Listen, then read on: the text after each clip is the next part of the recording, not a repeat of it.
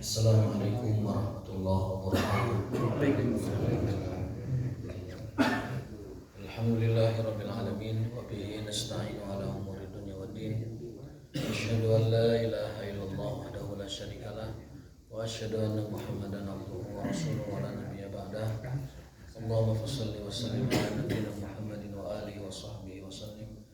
Wardallahu an sadatina Abi Bakr wa Umar wa Utsman wa Ali wa an sahabati Rasulillah ajmain wa ala alihi wa sahbihi ajmain.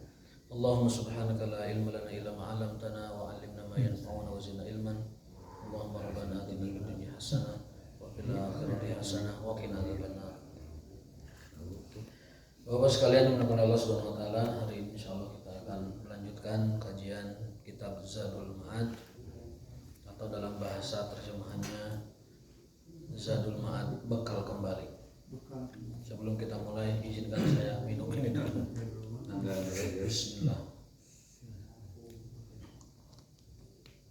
Faslun fi hadis sallallahu alaihi wasallam fi salami wal istidhani wa tasmit al-atisi. Ini tema tentang petunjuk Rasulullah SAW terkait dengan salam dan minta izin. Salam dan izin itu ada adabnya, ada etikanya, ada aturannya, tidak sembarangan, tidak asal. Kenapa? Karena salam itu adalah ucapan yang membawa berkah. Sebagaimana dalam ayat Allah berfirman, a'udzubillahi minasyaitonir rajim, fa idza dakhaltum buyutan fasallimu ala ahliha tahiyatan min indillahi mubarakatan thayyibah. Ya. Jika kalian masuk ke rumah-rumah di antara kalian, maka ucapkanlah salam. Baik ada penghuninya, enggak ada penghuninya, ucapkan salam. Sebagai sapaan dari Allah atau salam dari Allah.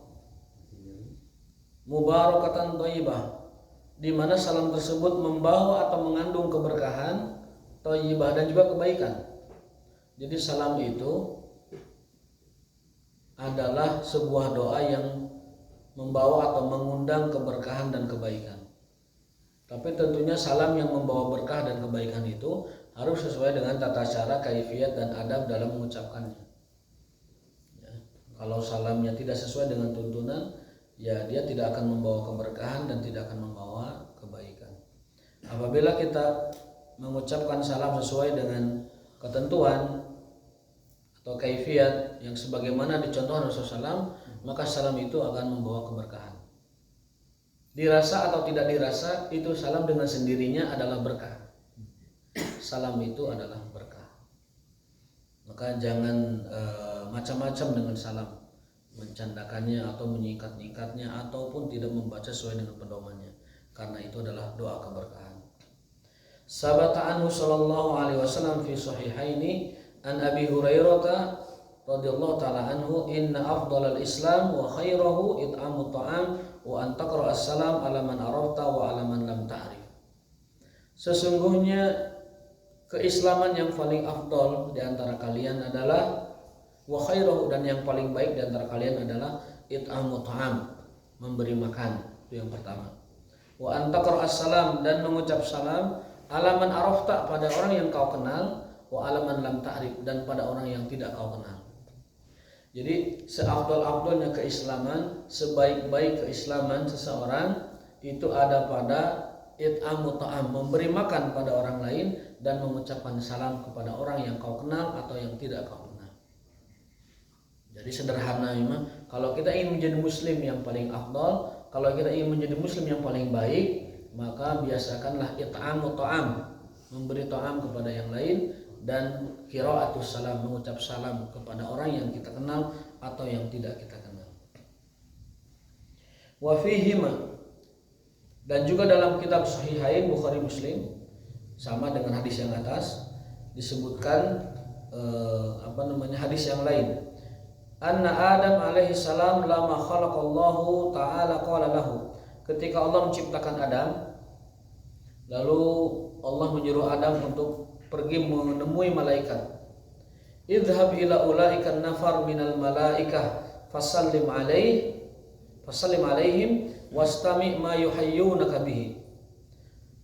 Wahai Adam, pergilah engkau kepada sekumpulan malaikat itu, ucapkan salam pada mereka dan simak baik-baik apa yang mereka ucapkan membalas salammu.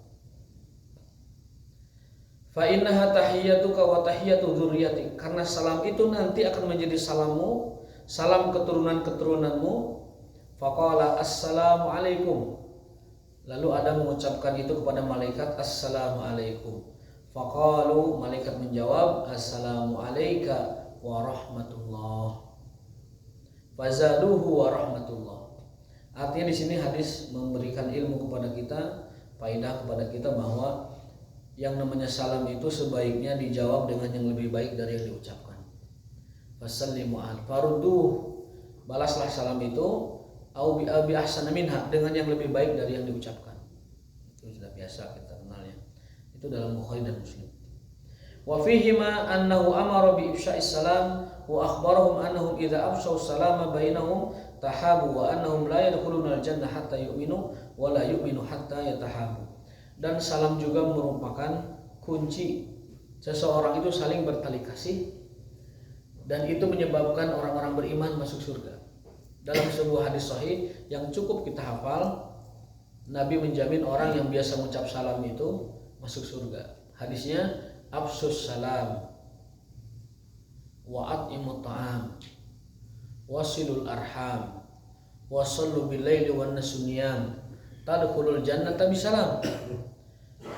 Tebarkan salam, berilah makan, jalin silaturahim, salat di tengah malam, kamu masuk surga dengan selamat, dengan sentosa. Ini hadis biasa dihafal di SD. Afsus salam wa at'imut ta'am wasilul arham wasallu bil laili wan nasuniyam tadkhulul jannata bisalam. Jadi hadis ini memberikan kita garansi, memberikan kita jaminan. Rasul SAW memberikan kita jaminan orang yang selalu menebar salam, baik salam dalam ucapan atau salam dalam arti pesan kedamaian, lalu menjaga silaturahim, kemudian memberi makan, dan dia sholat malam, janji beliau adalah tadkhulul jannata bisalam. Kalian pasti akan masuk surga dengan selamat atau sentosa. Nah, nanti salam itu kayak apa dan bagaimana tata cara? Kita lihat bagaimana para nabi dan para sahabat mengucap atau menggunakan salam itu dalam kehidupan mereka di masyarakat.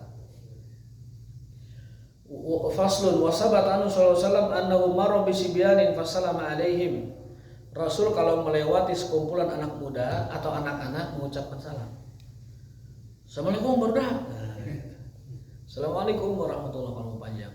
Tapi cukup assalamualaikumnya cukup. Assalamualaikum baru. Assalamualaikum adik-adik. Assalamualaikum bro, kalau dia teman-teman udah dewasa ya. Selalu mengucapkan salam ala sibyan, kepada anak-anak kecil, remaja, anak kecil, beliau ucapkan salam. Wa dzakara Tirmidzi, yang tadi hadisnya ada di Bukhari ya, dan Muslim nomor 6247 dan Muslim 2168. Wa dzakara Tirmidzi fi Jami'i, dalam kitab Jami' Tirmidzi, anhu ya, annahu marra yauman bi jama'atin niswatin. Nabi pernah berjalan lalu berpapasan dengan sekelompok wanita. Fa'alwa biyadihi bitaslim, lalu alwa biyadihi, apa namanya? Gini, melambaikan tangan. Assalamualaikum ibu-ibu. Jadi diucapkan salam kepada mereka. Bi jama'atin niswah. Niswah di sini sebutkannya dengan nakirah, bukan dengan ma'rifah. Artinya wanita-wanita yang tidak dikenal. Tidak mengenal satu persatunya, jadi nyebutnya jama'atun niswatin. Jadi dengan nakirah, artinya wanita tersebut memang beliau tidak mengenalnya secara dekat gitu. Mungkin para sahabiah yang agak yang agak jauh dari lingkungan di mana beliau tinggal. Wa fi sahihil Bukhari anna sahabata kanu yansarifuna minal jum'ati fayamuruna ala ajuzin fi tariqihim fayuslimuna aw yusallimuna 'alaiha fatuqdima lahum ta'aman min usulis salaqi wasya'ir. Dalam Sahih Bukhari disebutkan, dalam hadis Sahih Bukhari, para sahabat setelah beres Jumatan mereka pulang. Lalu di tengah jalan melewati rumah seorang nenek ajuz. Nenek itu ajuz itu orang yang sudah benar-benar lansia. Sudah lansia, ajuz itu sudah lansia. Fi tariqihim, saat mereka berjalan, fa yusallimun 'alaiha. Lalu para sahabat mengucapkan salam ke nenek tersebut. Assalamualaikum nih. Fatuqdima lahum ta'aman, lalu si nenek mengeluarkan makanan yang terbuat dari gandum dan ada ada salak-salak itu ini seperti endog endog dadar gitu, seperti dadar endog. Jadi nenek itu memberikan makanan kepada sahabat yang tadi menegur dengan salak itu, yaitu roti gandum dan juga endog dadar. Nah, kita biasa nih makan roti sama endog dadar biasa itu makanannya orang zaman dulu. Sekarang endognya berbentuk nasi goreng, nasi goreng dan lain sebagainya. Nasi kuning. Ya. Zaman dulu itu roti dengan endog dadar dimakan. Wa hadha huwa shawab fi mas'alati salam 'ala nisa. Ini adalah bab yang terkuat atau rajih, pembahasan yang paling kuat, yang paling rajih dalam hal perkara mengucapkan salam kepada para wanita. Jadi kaidahnya yusallimu 'alal ajuz, boleh bersalam kepada wanita yang sudah lansia, wa zawatil maharim, atau wanita-wanita yang ada ikatan mahram ya. Duna ghairihinna. Adapun wanita yang sekiranya menimbulkan fitnah, sebaiknya tidak usah bersalam. Aino gelis menor, assalamualaikum teh. Nah, udah itu mah. Ujung-ujungnya nanti ada perasaan. Beda itu. Jadi patokannya itu salam diucapkan kepada wanita itu, satu wanita tua, yang kedua muhrim jelas ya, keluarga kerabat bibi, sang ponakan segala macam lah. Yang ketiga kepada yang lain tapi batasannya tidak menimbulkan fitnah. Kan kalau wanita rombongan banyak kan tidak akan fitnah. Lagi ngumpul, assalamualaikum ibu-ibu, kan tidak fitnah. Tapi kalau ada seorang, apalagi statusnya single parent kan, janda begitu, ataupun dia gadis yang sudah menunggu waktunya, assalamualaikum teh, assalamualaikum bi, wah itu khawatir menimbulkan fitnah. Itu tidak boleh. Tidak boleh. Yang kiranya menimbulkan fitnah nggak boleh. Jadi yang boleh itu kepada wanita tua, kepada wanita yang ada ikatan keluarga, yang ketiga kepada wanita biasa tetapi terjaga dari fitnah. Contoh apa wanita terjaga dari fitnah? Contohnya kalau wanita itu berkerumun banyakan, itu terjaga dari fitnah. Makanya dalam fikih Syafi'i, kerumunan wanita itu dalam fikih Syafi'i dianggap muhrim. Misalkan orang mau haji kan syaratnya muhrim. Dalam fikih Syafi'i dibolehkan sekumpulan wanita itu adalah menjadi muhrim. Sekumpulan wanita adalah muhrim. Itu dalam fikih Syafi'i. Kalau perorangan enggak. Kan ada hadis tidak boleh seorang wanita pergi bersafar ke tempat yang melewati 1 hari 1 malam kecuali dengan anggota keluarganya, baik suami, adik, kakak atau saudara. Ya. Nah, itu masuk ke kategori mahram itu dalam fikih mazhab termasuk sekumpulan wanita. Gitu.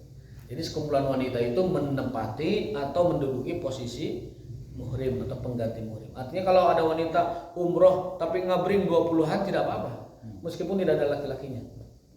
Atau misalnya wanita pergi piknik kemana, misalkan ke Jawa Timur, Jawa Tengah tapi ngabring, maka itu statusnya adalah seperti dia membawa muhrim. Begitu dalam fikih mazhab. Tapi kalau sorangan ini Nabi mewanti-wanti la yakhluwanna atau la yusaf, tidak boleh seorang wanita tusafir bepergian perjalanan sehari semalam illa ma'adhi mahram, kecuali diantar oleh mahramnya. Ngabringnya minimal berapa orang? Memang tidak ditentukan ngabringnya, tapi kalau namanya ngabring itu mungkin di atas 3 ya. Karena jamaah sholat kan 3, di atas 3. Dalam hadis itu idza kuntum salasatun, jika kalian bertiga falyaum ahaduhum, maka segera satu orang mengimami atau memimpin mereka. Kalau kita lihat jamaah berarti minimal 3. Berarti perempuan yang ngabring di atas, kalau saya mungkin kehati-hatian mungkin di atas 5 ya. Di atas 5 atau 10 ke atas lah, itu mereka dihitung sebagai muhrim. Dalam fikih Malik juga sama, fikih Maliki juga sama. Kumpulan perempuan itu dihitung muhrim. Kumpulan mahram. Saya membahasakannya dengan bahasa yang familiar. Yang benar adalah mahram. Tetapi karena di kitab pemilihannya muhrim, ya udah ikutin aja muhrim lah. Itu disamain. Kalau ini mah aman Pak, disalamin mah Pak. Mangga pilih badai. Anda teu kenging teh milihan anu geulis di salaman Assalamualaikum. Anu teu geulis teu di salaman. Tebang pilih. Eta mah tebang pilih. Jika KPKW tebang pilih. Faslun wa sabata anhu fi sahihil Bukhari wa ghairihi taslimu shaghir 'alal kabir wal mar 'alal qa'id wal raqib 'alal mashi wal qalil 'alal katsir. Dalam Sahih Bukhari ada hadis yang menyatakan ini nomor 6234 bahwa kaidahnya salam itu anak kecil nyalamin ke orang yang lebih gede. Orang berjalan nyalam ke orang yang lagi tidak berjalan. Lalu orang yang berkendara nyalam orang yang berjalan dan orang yang sedikit nyalam kepada yang banyak. Itu kaidah dan tata cara bersalam. Yang kecil nyalamin yang gede, yang berjalan nyalamin yang diam, yang berkendara nyalamin yang tidak berkendara, ya. Lalu yang sedikit nyalam kepada yang banyak. Jadi jangan saling menunggu, jangan saling saheula salam. Nah, itu kaidahnya. Yang kecil ke yang besar, yang sedikit ke yang banyak, yang berkendara ke yang jalan, yang berdiri ke yang duduk, ya, itu kaidahnya. Kalau dalam ceramah ada sebagian orang yang nggak salam. Nah, ini nanti ada di sini. Wa fi Sunan Abi Daud anhu inna aulan nasi billahi man bada'ahum bisalam. Sesungguhnya manusia yang paling utama aula di hadapan Allah man bada'ahum bisalam, siapa yang memulai dengan salam. Kita semua ini yang aula itu awal, yang paling utama atau orang yang kedudukannya itu dia paling depan di sisi Allah Ta'ala, man badahum, yang memulai mereka dengan salam. Ya, majelis atau pertemuan atau acara apa, yang terbaik di antara mereka yang paling dulu mengucapkan Assalamualaikum. Nanti kita lihat kalau lagi majelis masuk ke masjid, salam dulu atau tahiyat dulu? Ada aturannya. Salam dulukah kepada majelis ataukah tahiyat dulu dia kepada Allah? Nanti ada aturannya di sini. Wa kana min hadis sallallahu assalamu indal maji ilal qaum wassalamu indal insiraf anhum. Salam itu dianjurkan ketika seseorang datang kepada suatu kelompok atau kaum dan ketika meninggalkan mereka. Berarti ini hadis dalil bahwa salam itu adalah ketika berjumpa dan ketika berpisah. Karena ada orang beranggapan salam itu ketika bertemu doang, ketika berpisah mah nggak usah salam katanya. Ini hadis membantah itu. Hadis ini membantah orang yang beranggapan salam itu cuma ketemu doang, kalau berpisah nggak usah salam. Langsung aja, diulahnya dipayun. Anak awalana itu salah. Salam. Mau berpisah, mau bertemu, salam. Mau bertemu, mau berpisah, salam. Itu pertamanya.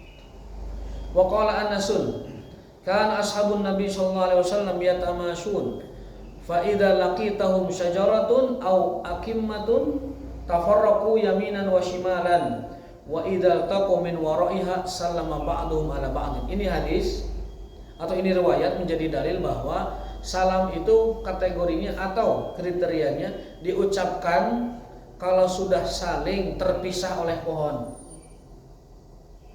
Au akmah itu semacam bukit lah. Jadi orang kalau sudah berpisah lalu ketemu pohon, mereka ketemu lagi, salam lagi. Cuman konteksnya dilihat. Di Arab itu pohon kan jarang. Jadi ketemu lagi orang itu tuh mungkin di desa lain. Di ketemu pohon melulu. Nanti Mas Ridwan salam lagi sama Diki di situ. Ketemu pohon katapang, assalamualaikum. Pohon mangga, assalamualaikum. Sampai ke rumah bisa 10 salamnya. Jadi salam itu anjurannya setiap mereka terpisah oleh pohon, melewati pohon, ketemu lagi mereka, ucapkan salam. Tapi ya itu lihat konteksnya. Kalau di kita nampaknya berbeda penggunaannya. Kalau di Arab salam itu pohon itu jarang. Contoh saja, di antara jarak yang dibolehkan orang jamak qasar itu adalah ketika gapura desa sudah tidak terlihat. Riwayat Ibnu Abbas, hatta la tu'lam ma'alimul qaryah, hingga tidak diketahui gapura-gapura desa. Kalau kita terapkan di Indonesia, gapura desa itu kadang bersebelahan. Ini gapura desa Sindangwangi, ini Sindangkerta misalkan, bersebelahan. Masa di sini Jamak Kosor? Nah, gitu kan. Jadi konteks itu perlu dilihat.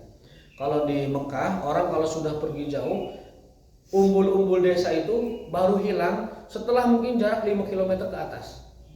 Ibnu Abbas. Misalkan kita berjalan lurus, desa saya mana? Udah kelihatan ini kira-kira. Desa saya mana? Nggak kelihatan desanya, baru itu safar. Kalau sejauh mata memandang tapi desanya masih kelihatan, belum boleh jamak. Belum boleh pasok, dan itu jauh, Pak. Kalau Syafi'i enggak kan? Syafi'i 80 kilo udah pas itu. Syafi'iyah itu sudah paten 80 km. Kalau Ibnu Abbas itu ketika gapura desa nggak kelihatan. Ada dalam Jadul Ma'ad tentang bab safar itu seperti itu. Saya pernah KKN itu apa? Kegiatan kerja nyata ya. Kuliah kerja nyata lupa lagi. Waktu tahun ketiga di Sudan itu kita pergi ke pedalaman misalnya. Itu jarak kota Khartoum setelah ditinggalkan oleh mobil gurun itu lama sekali baru hilangnya. Masih kelihatan Khartoum jauh. Taksiran saya itu mungkin 10 kilometeran baru nggak kelihatan. Udah jauh baru nggak kelihatan. Atau perjalanan sejam 2 jam baru hilang itu.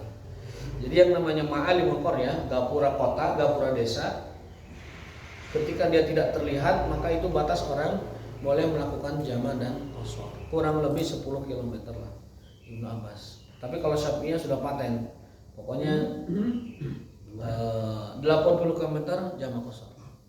80 km. Itu PP. Ya. PP. Kalau di sananya tidak ada mukim, PP dihitung. Tapi kalau misalnya mukim dulu ya dihitung satu perjalanan. Kalau misalnya mukim, dalam arti kata mukim itu tinggal dulu di situ, istirahat tidur dulu, satu perjalanan dihitungnya. Tapi kalau cuma lewat doang, misalkan kita ke mana itu, ke Citambur misalkan, taruhlah 40 kilo, tapi di Citambur kan cuma lihat balik lagi, itu dihitung safarnya sampai pulang ke rumah, itu dihitung safar. Tapi kalau misalnya mukim, nginap dulu di sana, kemudian istirahat dulu, mukim, ya itu dihitung satu perjalanan. Jadi ini dalil bahwa para sahabat itu biasa mengucap salam apabila sudah terlewati oleh batas pohon ataupun bukit. Kalau di kita mungkin agak susah kalau setiap pohon kita harus bersalam. Wa min hadis sallallahu alaihi wasallam anna dakhila ilal masjid yabtadi bi rak'atain tahiyatul masjid. Di antara petunjuk Nabi SAW, hadiyun Nabi SAW, bagi orang yang masuk masjid, dia mesti memulai dengan tahiyatul masjid dulu, baru nyalam jamaah. Ulah dibalik jamaah heula. Jangan terbalik. Jadi orang masuk masjid memulai dengan tahiyatul masjid, summa yaji'u fayusallim alal qaum. Baru setelah itu menyalami orang-orang. Kita lagi ngaji nih, ada orang baru masuk, dia tahiyatul masjid dulu. Setelah beres tahiyatul masjid, langsung menyalami orang-orang atau mengucapkan assalamualaikum. Jadi pas datang ke masjid mah nggak salam dulu, sholat dulu, tahiyatul masjid. Itu alasannya karena hakullah fi misli hadza aula bitaqdim. Karena tahiyatul masjid itu hak Allah, maka dahulukan. Baru setelah itu menyalam kepada yang lain. Tapi kalau dia tidak niat tahiyatul masjid, ya udah langsung aja assalamualaikum, salaman, duduk. Tapi anjurannya kan disuruh tahiyatul masjid. Jangankan acara biasa, Jumatan saja Nabi menyuruh orang tahiyatul masjid kan. Beliau itu lagi di mimbar, lagi ceramah, khutbah Jumat. Ada orang masuk nggak tahiyatul masjid, disuruh oleh beliau sholat dulu 2 rakaat, Kang. Suruh sholat 2 rakaat dulu. Baru setelah itu mendengarkan khutbah Jumat. Artinya ketika khutbah Jumat yang wajib saja, yang fardu, orang itu disuruh tahiyatul masjid, apalagi orang yang tidak lagi fardu begitu. Apalagi hanya lagi ngobrol atau hanya menunggu sholat, itu maka sebaiknya tahiyatul masjid, tidak dengan yang lain, apalagi kegiatan yang tidak ada manfaatnya. Summa yaji'u fa yusallim 'alal qaum fatakunu tahiyatul masjid qabla tahiyatu ahlihi. Jadikan tahiyatul masjid itu lebih dulu daripada tahiyatul qaum. Tahiyatul qaum itu nyalam palawargi begitu, nyalam orang-orang. Wa haqqullahi fi misli hadza aula bitaqdim bi khilafil huquqil maliyah fa inna fiha nizaan ma'rufan. Wa ala hadza, nah ini tadi ditanyakan oleh Pak Haji tadi. Fa yusannu, disunahkan di dakhilil masjid, orang yang masuk masjid, idza kana fihi jama'atun salasu tahiyat murattabah. Kalau kita masuk ke dalam suatu masjid, di dalamnya ada orang-orang, ucapkan salam 3 kali. An yaqula inda dukhulihi, maksudnya ucapkan sapaan, tahiyat ya, saya membedakan antara salam dengan tahiyat. Ketika orang masuk masjid, lakukan 3 tahiyat, salasu tahiyat. Tahiyat pertama bismillah, ketika orang masuk masjid baca bismillah. Yang kedua assalatu wassalam ala rasulillah, itu tahiyat kedua. Yang ketiga summa yusolli rakaatain tahiyatul masjid, lalu menegakkan salat 2 rakaat tahiyatul masjid. Summa yusallim alal qaum, lalu setelah itu salam kepada orang. Jadi adab masuk masjid itu pertama bismillah wassalatu wassalam ala rasulillah, baru Allahumma ftahli abwaba rahmatik, baru setelah itu nyalam ke orang-orang kalau ada. Jadi ini sudah 2 kali kita sampaikan, doa masuk masjid itu diawali dengan bismillah, lalu sholawat, lalu Allahumma ftahli abwaba rahmatik. Itu yang paling disunahkan. Kita makan enggak langsung aja. Kalau sholat syukur wudhu saya belum mengerti sampai sekarang. Syukrul wudhu itu sholat sunnah 2 rakaat setelah wudhu. Mau digabungkan dengan tahiyat silahkan. Di dalam masjid boleh, di rumah boleh. Di rumah juga boleh. Di rumah juga boleh. Kalau wudhunya di rumah sholatnya. Kalau wudhunya di masjid, di masjid. Hal itu disunahkan oleh takrirnya Nabi SAW kepada Bilal ibnu Rabah.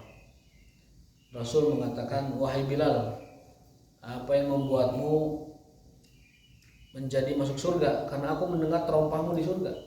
Lalu Bilal mengatakan, sedikit ya Rasulullah, aku hanya melaksanakan sholat 2 rakaat setelah wudhu.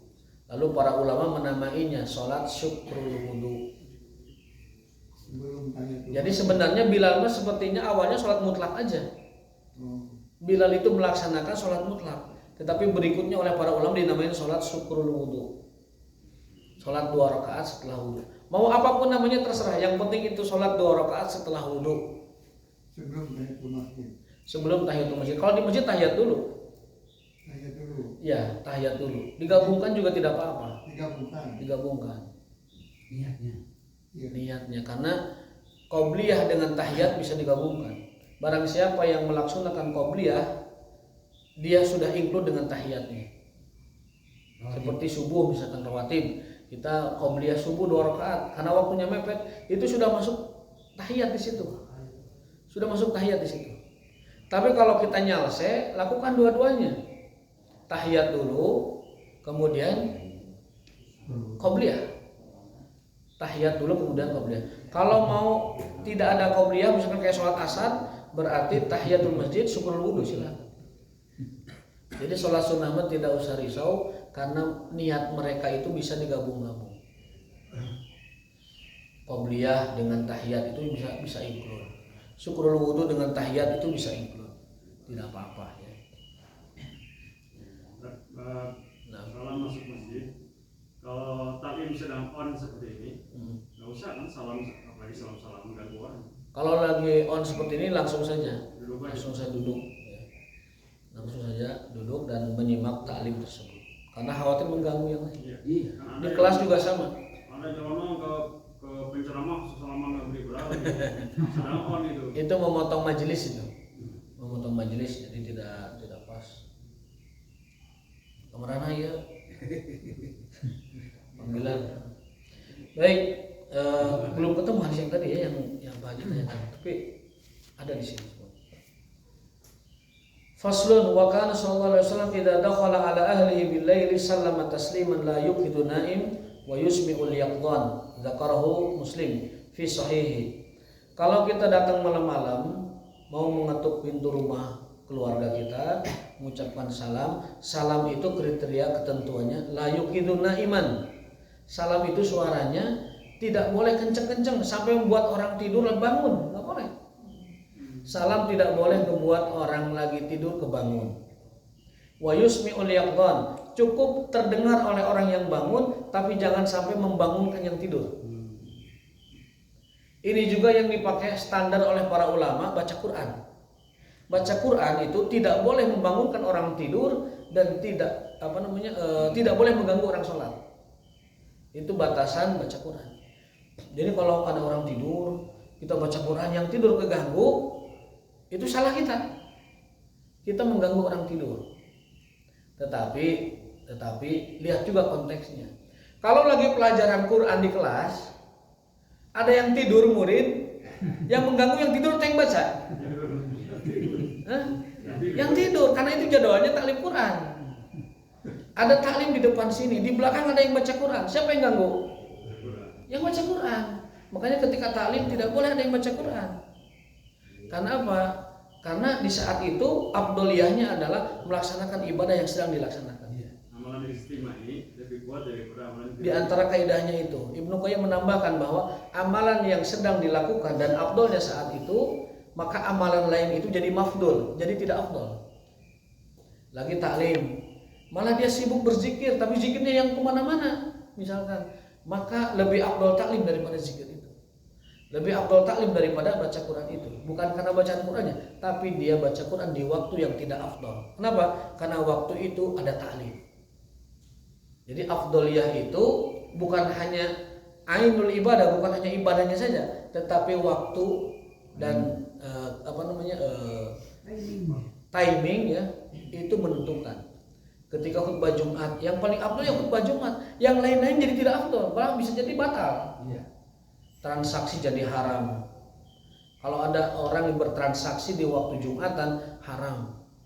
Meskipun itu yang melakukannya tidak Jumatan, ibu-ibu misalkan, transaksi baik online atau offline, ketika Jumat sedang berkumandang, jadi batal itu transaksi, jadi haram. Imam Hanafi menegaskan banget kayak gitu. Kita sudah melanggar, yang kayak begini melanggar. Jumatan ada di masjid, ibu-ibu masih menerima pembeli. Jumatan ada di sini, penjual masih menerima pembeli, itu haram hukum. Karena Allah memerintahkan wadzarul bai', tinggalkan jual beli di kala ibadah Jumat, setengah jam paling. Dari mulai khotib azan, khotib mulai itu setengah jam, sabar setengah jam. Karena keuntungan yang diperoleh dari transaksi ketika Jumat tidak akan membawa barokah. Bahkan kita disuruh mendoakannya, ma'arbahakallah, semoga Allah tidak memberikan untung yang bermanfaat bagimu. Artinya mendoakan kebangkrutan. Sing untung maneh teh jadi petaka buat kamu. Didoakan begitu. Dalam riwayat lain, la arbahakallah, semoga Allah tidak memberimu keuntungan. Itu bagi orang-orang yang bertransaksi di waktu Jumat. Karena itu waktu yang sakral. Walaupun yang Jumatan cuma laki-laki saja, tetapi itu hukumnya mengenai umum semua. Tidak boleh ada transaksi di saat Jumat dikumandangkan, baik di pasar, di toko, di mall, di online atau di offline. Hormati ibadah Jumat yang tidak lama, hanya setengah jam saja. Makanya saya sangat respect dan salut kepada SPBU yang jam 11:30 sudah tutup. Nanti setelah Jumat buka lagi, itu menghormati waktu Jumat. Menghormati waktu Jumat. Ini perlu dipahami, disesuaikan kepada orang-orang. Nah, jadi salam itu suaranya tidak boleh membangunkan orang yang tidur dan hanya didengar oleh orang yang bangun. La yuqidu na'iman wa yusmi'ul yaqdan. Cukup seperti itu. Assalamualaikum, masih gitu aja. Loh, assalamualaikum. Yang tidur teh bangun, bernyambung. Nah, itu nggak boleh. Tidak boleh mengganggu orang tidur. Salam tidak boleh ganggu orang tidur. Nah, wa dzakara Tirmidzi anhu assalamu qabla al-kalam. Nah ini, assalam qabla al-kalam. Ada kaidah salam itu diucapkan sebelum pembicaraan apapun. Nah, itu jawabannya buat Pak Haji tadi. Karena ada orang yang langsung beres-beres karena tema. Baiklah kita gitu kan. Ataupun langsung mulai kepada pembicaraan. Ini ada kaidahnya. Assalam qabla al-kalam. Hadis riwayat Tirmidzi 2699. Salam itu diucapkan sebelum pembicaraan atau perkataan atau kalam apapun. Assalam qabla al-kalam. Wa hadza wa in kana isnaduhu dhaifan fal amalu alaih. Hadis ini memang dhaif, tetapi mengamalkan hadis dhaif untuk keutamaan dibolehkan. Mungkin yang bersangkutan kenapa tidak memulai pembicaraannya dengan salam karena menganggap hadis dhaif tidak bisa dijadikan sebagai hujah.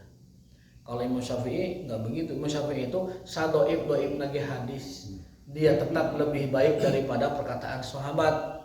Maka Imam Syafi'i menjadikan hadis dhaif sebagai hujah, sebagai dalil. Berbeda dengan imam yang lain. Imam Syafi'i mah hadis dhaif dipakai. Kenapa? Karena sadoib lagi hadis lebih afdol daripada perkataan sahabat. Gitu. Ada yang saklek, pokoknya dhaif memual. Dhaif memual, makanya yang seperti ini banyak meninggalkan hal-hal yang sifatnya targhib atau motivasi beribadah. Fala amalu alaihi. Kata Imam Ibnu Qayyim rahimahullah, Imam Ibnu Qayyim itu kan mazhabnya Hambali, muridnya Syekhul Islam Ibnu Taimiyah. Beliau mengatakan hadis dhaif fal amalu alaihi, boleh dijadikan hujah atau argumen atau dalil untuk beramal. Ya, untuk beramal. Ini kaidah dalam mengamalkan hadis-hadis. Wa ajwadu minha ma rawahu Tirmidzi an Qaladah bin Hanbal anna Safwan ibnu Umayyah ba'asahu bil labanin waliban wajidayah wadogabis. Ini nama-nama makanan di bangsa dahulu ya. Inna Nabi SAW wa nabiyyu bi a'lal wadi qala fadakhaltu alaihi wa lam usallim wa lam astadzin faqala Nabi irji faqul assalamu alaikum adkhul qala hadha hadisun hasan gharib. Seorang Sofwan bin Umayyah mengirimkan makanan kepada Nabi. Nabi sedang di atas bukit. Lalu Nabi mengatakan, kenapa enggak salam dulu? Nah, gitu. Jadi Sofwan ini mengantarkan makanan ke Nabi, terus salam-salam azan. Oleh Nabi ditegur, irji, balik lagi kamu. Faqul assalamualaikum, katakan assalamualaikum. Lalu minta izin, ada pun boleh nggak saya masuk ke tempatnya Nabi itu? Kalau ada hadis Hasan Gharib, ini hadis Hasan Gharib. Ya. Hadis Hasan itu boleh dipakai jelas. Yang ikhtilaf itu hadis dhaif. Hadis Hasan itu sepakat boleh dipakai sebagai hujah.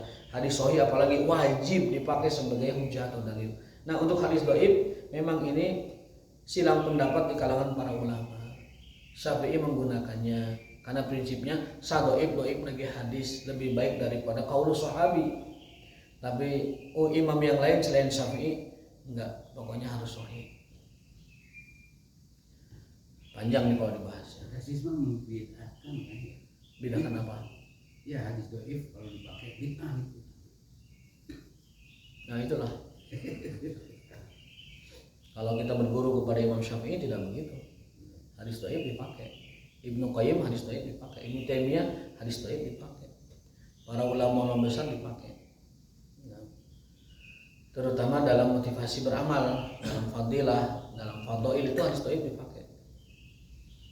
Nah, kalau hadis dhaif tidak dipakai banyak sekali amalan amaliyah kita yang menggunakan hadis dhaif tapi dipakai. Contoh puasa Senin Kamis kan ada yang mendhaifkan, tapi kan banyak yang mengamalkan. Kenapa itu tidak dibid'ahkan? Ya kan? Maka menurut saya pribadi ya, subjektif, dalam arti kata perkataan Syafi'i menurut saya lebih benar, lebih kuat daripada perkataan imam yang lain, bahwa hadis dhaif untuk targhib dan ibadah. Apalagi imam yang sekarang. Apalagi imam yang sekarang, bukan imam lagi, ustadz doang kan gitu. Jadi hadis dhaif itu boleh dipakai. Asalkan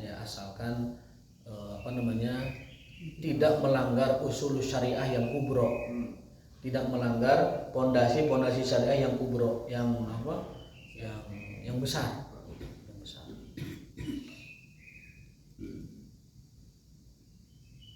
Biasanya kalau hadis dhaif itu melanggar usul syariah yang kubro, biasanya digejretkan ke ulama jadi hadis palsu gitu. Maudhu ya, jatuhnya itu maudhu. Kenapa? Bertentangan dengan usul syariah al-kubra, bertentangan dengan pondasi syariat yang agung. Pembahasannya panjang itu ilmu hadis. Ala kulli hal kita sebagai muta'alim atau talibul ilmi sebaiknya menisbat diri kepada ulama.